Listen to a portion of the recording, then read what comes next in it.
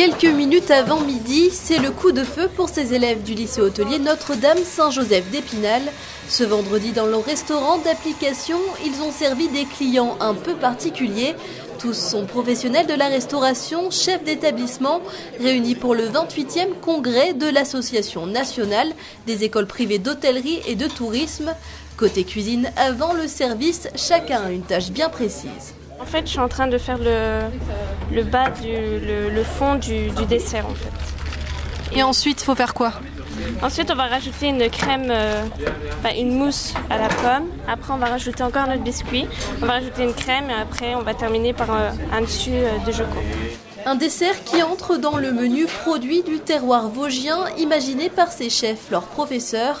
Pâté lorrain, beignets de pommes de terre, tout doit être prêt à temps dans cet exercice grandeur nature pour servir les 110 couverts. Tu me sépares les deux pains. Allez, c'est là, allez, vite, j'arrête tout ça en espoir. Dans notre métier, c'est le moment du coup de feu qui reste le plus difficile à réaliser et qui fait vraiment un professionnel, quoi. Voilà. La mise en place, on va dire, avec des recettes, des techniques, etc. et des fiches techniques, n'importe qui peut, entre guillemets, suivre. Mais au moment du service, c'est là où il faut tout synchroniser. Et là où c'est compliqué. Moment d'effervescence dans les cuisines, un ancien élève fait son apparition sous les flashs et autographes.